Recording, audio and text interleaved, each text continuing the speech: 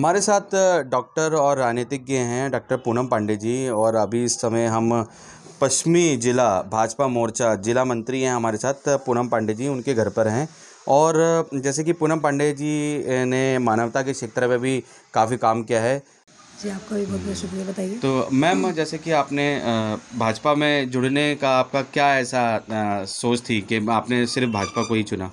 एक भाजपा ही है कि जो विश्व की सबसे बड़ी पार्टी है और ये संगठन से जुड़ा हुआ है। भाजपा भाजपा एक पार्टी नहीं, एक परिवार है। हाँ जी, हाँ जी। भाजपा परिवार है। यहाँ हमें संस्कार बताया जाता है, सुरक्षा, लोगों की सुरक्षा करनी, लोगों का सेवा करना, ये सब चीज़ें हमें शिक्षा दी जाती है कि आप लोगों के लिए हमेशा समय पे खड़े रहें, ना कि पीठ चुराएं। एक परिवार, एक संगठन है भाजपा, और इसीलिए हमने भाजपा में हम कदम रखे हमने। जैसे कि मैम, बाय प्रोफेशन आप डॉक्टर भी हैं, तो जो डॉक्टर के क्षेत्र में हैं आप, तो आप कौन सी श्रेणी में हैं डॉक्टर की जो बाय प्रोफेशन?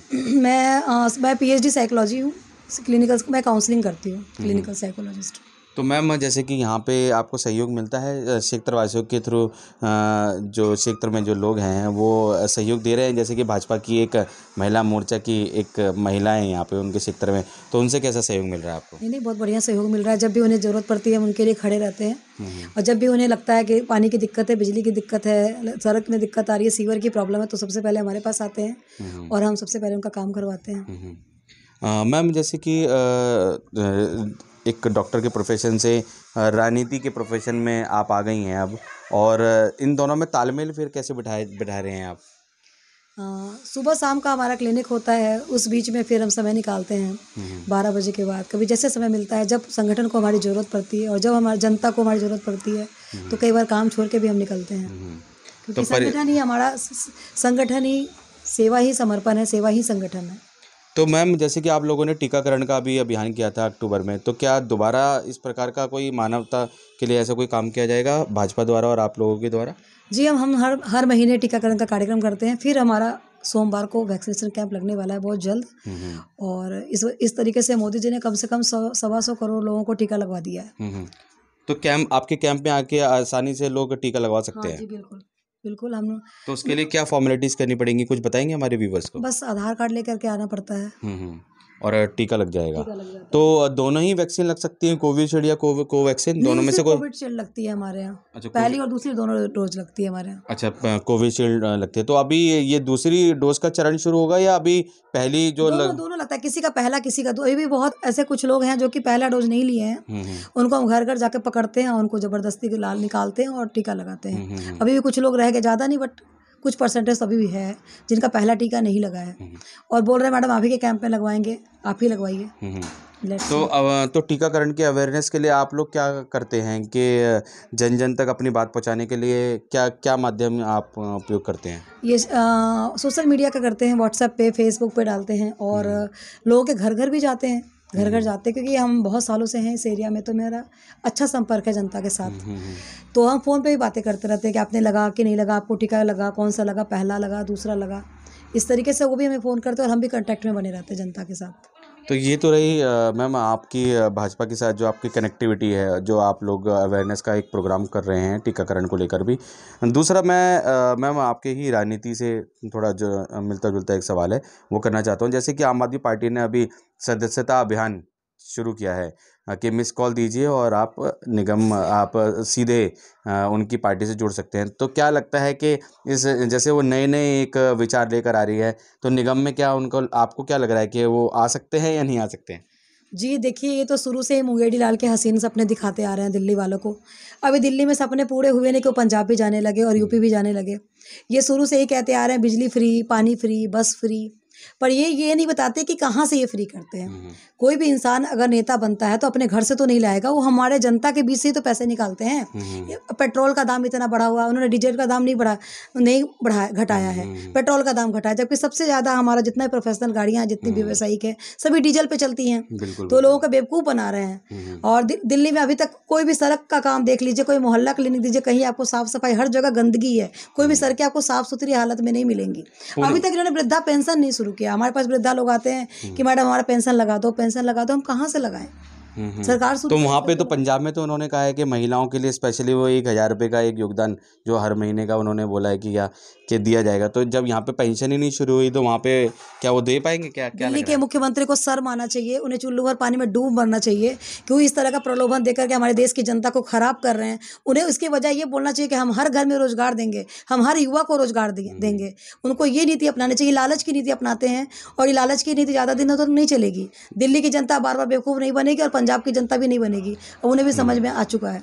लेकिन पूनम जी जो आम आदमी पार्टी के कार्यकर्ता हों या फिर एमएलए हों या निगम पार्षद हों, उनको तो सीधे तौर से यही कटाक्ष होता है कि बीजेपी जो कि केंद्र में बैठी हुई है वो उनको फंड प्रोवाइड नहीं कर रही है, वो पैसा रही है, तो हम वेतन कहाँ से दें?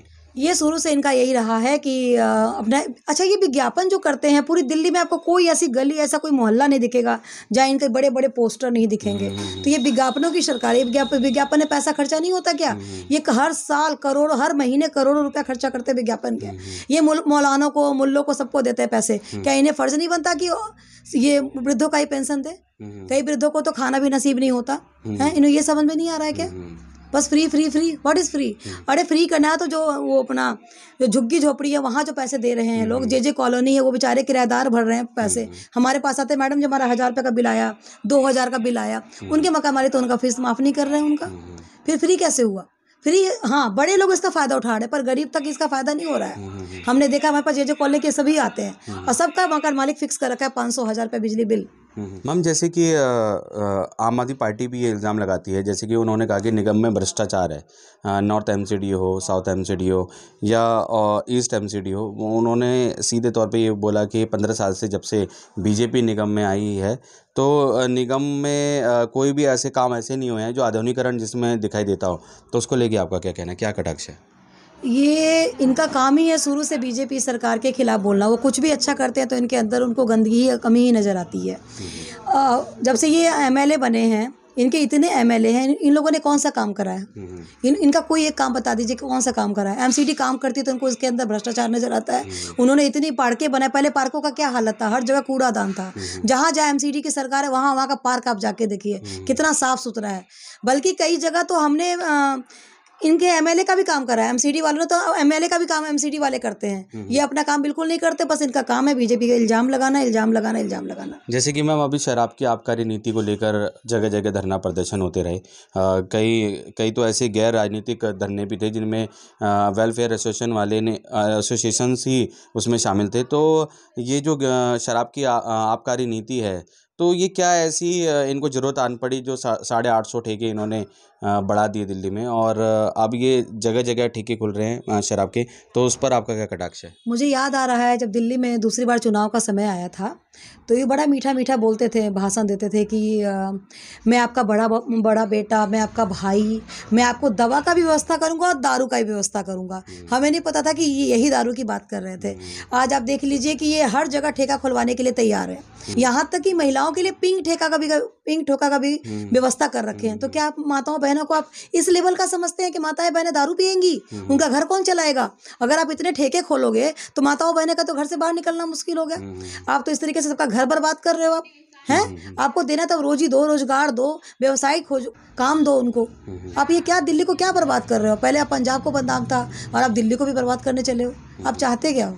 हमें दिल्ली के मुख्यमंत्री की खुजलीवाल जी से ये पूछना चाहते हो कि आप दिल्ली को शराब के नशों में क्यों डुबोना चाहते हो? पूनम पांडे जी ने ये सारी बातें हमारे व्यूवर्स के सामने रखी, हमारे चैनल के माध्यम से बताई, जो कि और डॉक्टर भी हैं पूनम पांडे जी और राजनीति से भी जुड़ी हुई हैं और बीजेपी में की जो नीतियां हैं वो बता रही हैं कि आगे आने वाले समय में अगर जनता इनको मौका देती है तो वे क्षेत्र के लिए भी काम करेंगी और आगे जैसे जैसे क्षेत्रवासियों को कोई भी समस्या होगी उसके लिए भी वे काम करेंगी। पूनम पांडे जी, हमसे हमारे चैनल से बात करने के लिए बहुत बहुत धन्यवाद। जी, आपका बहुत बहुत धन्यवाद। पूनम जी के जो प्रशंसक हैं उनकी कमी नहीं है, लेकिन एक महिला हैं वो समय निकाल कर आई हैं। नमस्कार जी। नमस्ते। मैं क्या नाम है आपका? मैं मीरा हूँ, मीरा ब्रह्म। मैं पूनम मैडम का विषय में थोड़ा बहुत जानकारी है, मैं बोलना चाह रही आपका चैनल का माध्यम से। मतलब ये 10 साल हो गया इसमें पार्टी में जुड़ा हुआ, मुझे मालूम है। मेरे इसकी संग में जाती हूँ जहाँ भी हो। मतलब बहुत अच्छा है। कोई परेशानी हो, कोई रोड बनाना हो, गई गली, मतलब कुछ पार्क करना हो, ये दौड़ दौड़ के जाती है। हर काम हर अच्छा मतलब कर रहे। चूल्हा दिलवाया, मैंने भी मिला सारे गरीब को। इसने बहुत मतलब कोई भी दुख सुख में सबसे पहले जाके ये पूछती है, खड़ा होती है। से नहीं है, बहुत अच्छी है। मैं कहती है चाहती है मैं ये अभी पार्टी का विषय जुड़ा है, बस इसको मौका मिलना चाहिए, आगे भी अच्छा ही करेगा। मतलब मोदी जी को मैं धन्यवाद करना चाहती हूँ, ऐसे मौका दिया। एक अच्छी लेडी, इसको डॉक्टर है लेकिन ये घर का भी काम संभालती है, डॉक्टर का भी संभालती है, बाहर भी जाकर ये सबसे पहले आगे होते हैं। तो ये अपने आप में बहुत ही प्रशंसनीय एक बात है कि डॉक्टर के साथ साथ राजनीति भी संभाल रही हैं, घर का काम भी संभाल रही है। 3 बच्चे हैं और पतिदेव भी इनके डॉक्टर के प्रोफेशन में ही हैं।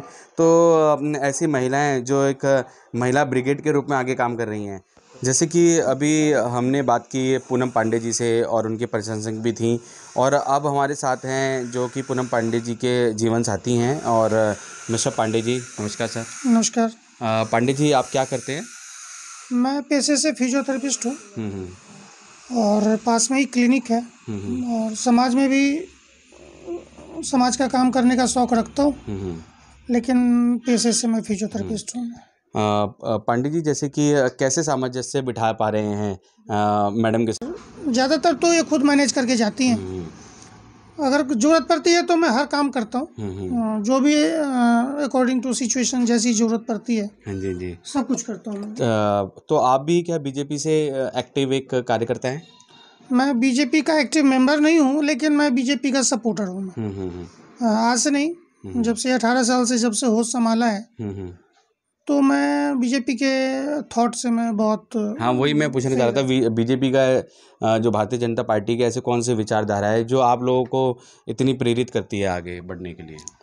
सबसे पहले तो बीजेपी के जो बड़े बड़े नेता हैं, वो मंच पर जाते हैं तो सबसे पहले भारत माता की जय से ही शुरुआत करते हैं, जय श्री राम से ही शुरुआत करते हैं। जबकि आप किसी भी अन्य पार्टी में जाएंगे तो शायद जय श्री राम और भारत माता की जय को वो तवज्जो नहीं देते।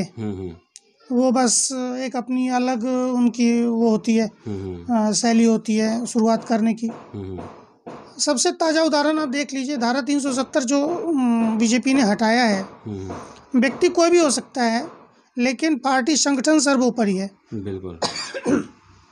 धारा 370 तो कांग्रेस भी हटा सकती थी, लेकिन शायद इनके सोच में ही नहीं था कि राष्ट्रहित में 370 को हटाना इतना आवश्यक है, लेकिन किसी ने सोचा ही नहीं। और हमारे यशस्वी प्रधानमंत्री मोदी जी ने इस विषय को सबसे पहले प्राथमिकता में लेते हुए इस चीज़ को हैंडल किया, धारा 370 हटाया। अब आप देखते रहिए, बस उंगली के गिनती करिए, पीओके भी हमारे इंडिया में हो जाएगा। आप ही फिर दोबारा क्वेश्चन करेंगे कि अब आपको बधाई हो जी, पीओके इंडिया में जुड़ गया, बधाइयाँ। तो फिर आप लोग भी बोलेंगे, बस अब दिन गिनते रहिए। और ये देश अभी पूरे वर्ल्ड के टॉप में अब आने वाला है। प्रधानमंत्री जी तो वर्ल्ड के सबसे टॉप 1 में चल रहे हैं। लेकिन विपक्ष तो ये बोल रहा है कि लगातार जैसे कि आर्थिक स्थिति गिर रही है और बेरोजगारी बढ़ रही है, तो वो सीधे तौर से केंद्र सरकार को इसका इल्ज़ाम देते हैं। आर्थिक स्थिति से गिर रही है तो सबसे पहले तो मनमोहन सिंह जी के टाइम में ये लोग दुहाई देते हैं कि मनमोहन सिंह जी वर्ल्ड के सबसे बड़े इकोनॉमिस्ट हैं, बड़े बड़े अमेरिका इनको पूछती है, कनाडा पूछती है। उस वक्त क्या हमारे घरों में मर्सिडीज़ गाड़ियाँ तो नहीं थी, या गलियों में सोने की सड़कें तो नहीं बनी थी जो आज पत्थर की बन गई। मुझे तो कुछ समझ नहीं आया। आज मोदी जी पेट्रोल का रेट बढ़ा के एक बहुत बड़ा काम भी कर दिया और फिर रेट कम भी कर दिया। पहले की सरकारें रेट कम नहीं करती थी, बस बढ़ाते जाना। एक 5-7 साल के दौरान डबल नहीं किया है, मुश्किल से 20% के आसपास, 30% के आसपास बढ़ा है। तो ये बढ़ा है तो क्यों बढ़ा है? अभी आप एक्सप्रेसवे की देख लीजिए, पूरे वर्ल्ड में जिस स्पीड से इंडिया ने एक्सप्रेसवे का निर्माण किया है, एक्सप्रेसवे बनेगा तो हमारी इंफ्रास्ट्रक्चर डेवलपमेंट होगी, इंडस्ट्रीज वहाँ ऑर्गेनाइज होंगी, सेटअप बैठेगा। तो ये विचारधारा है जो कि जिसकी वजह से आप कुछ महिलाएं आई और आपके जीवन साथी ने भी सहयोग की बात कही। तो कैसा लग रहा है आपको लोगों का प्यार पाकर? जी, अच्छा लगता है लोगों का प्यार। भगवान करे ऐसे ही प्यार बना रहे और हम इनके सेवा में हमेशा तत्पर रहें, ऐसी ही हमारी ये प्रार्थना है भगवान से। और भाजपा से भी कभी ऐसा हुआ कि आप एक सिर्फ कार्यकर्ता के तौर पर ही रहीं और आगे नहीं बढ़ पाई, तो क्या भाजपा को छोड़ देंगी? बिल्कुल नहीं, बिल्कुल नहीं। हमारी जब तक ज़िंदगी है तब तक हम भाजपा के साथ हैं। हमारा रक्त खून का एक-एक कतरा भाजपा के लिए है और हमारी एक-एक सांस भाजपा के लिए है। तो ऐसे जो कार्यकर्ता हैं भाजपा ये चुन-चुन के ऐसे कार्यकर्ताओं को लेकर आती हैं और जो कि इनके जज़्बे को भी सलाम है कि महिला कार्यकर्ता होने के नाते ये डॉक्टर के प्रोफ़ेशन को भी सँभाल रही हैं, अपने घर को भी सँभाल रही हैं और राजनीति से जुड़े हुए जो बीजेपी से जुड़े हुए जो कार्यक्रम हैं, उनमें भी अपना सहयोग देती हैं। तो एलबीटीआई न्यूज़ 9 से संदीप चौहान और प्रशांत की रिपोर्ट।